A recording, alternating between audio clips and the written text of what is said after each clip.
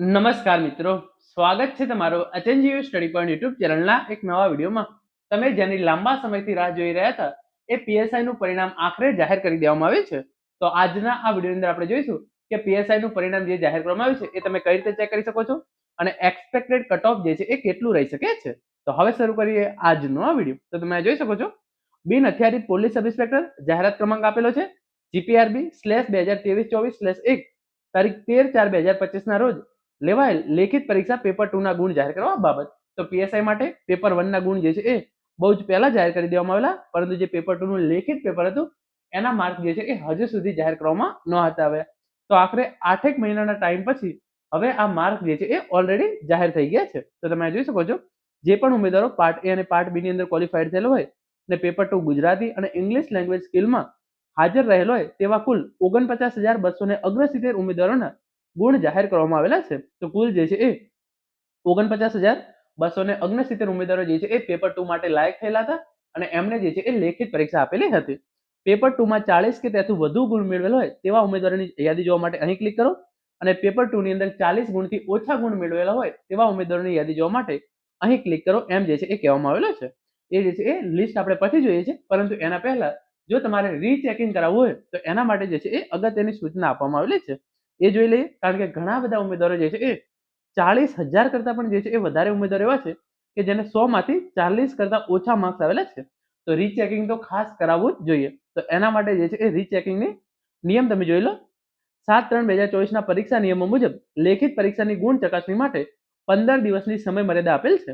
ગુણ જાહેર કરેલ યાદીમાં જે ઉમેદવારો પોતાની લેખિત પરીક્ષા પેપર 2 નું રીચેકિંગ કરવાતા હોય એમણે જે છે એ રીચેકિંગ ફીના 300 રૂપિયા ચેરમેન ગુજરાત પોલીસ રિક્રુટમેન્ટ બ્યુરોનો રાષ્ટ્રીયકૃત બેંકનો ડિમાન્ડ ડ્રાફ્ટ જે છે એ એક ડિમાન્ડ ડ્રાફ્ટ, કોલ લેટર ની ઝેરોક્સ નકલ અને અરજી જમા પૂરું નામ, confirmation number, roll number, mobile number અવશ્ય દર્શાવવાનો રહેશે.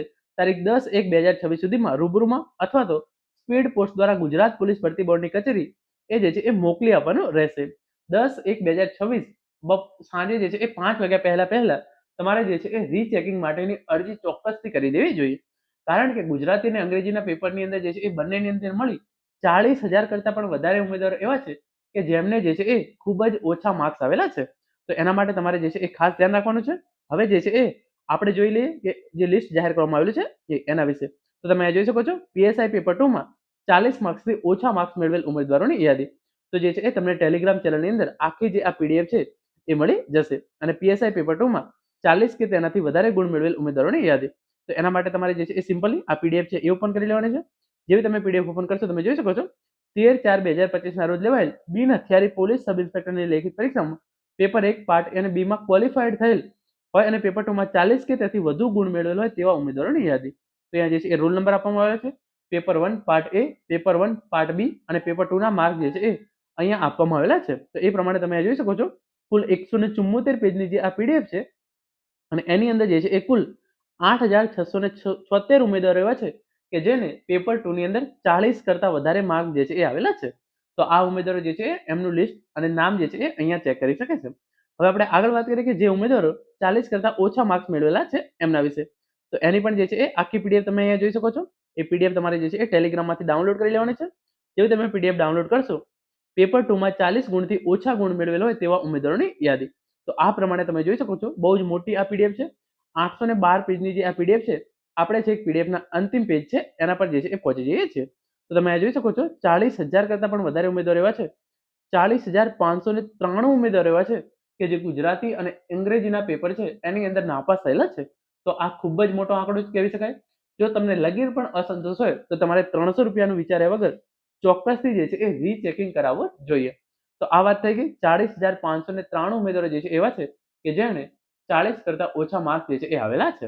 હવે આપણે વાત કરીએ એક્સપેક્ટેડ કટ ઓફ જે છે એ કેટલું રહેશે. તો કટ ઓફ જે છે એ 220 પ્લસ જાય તેવા જે છે એ પૂરેપૂરા ચાન્સીસ છે.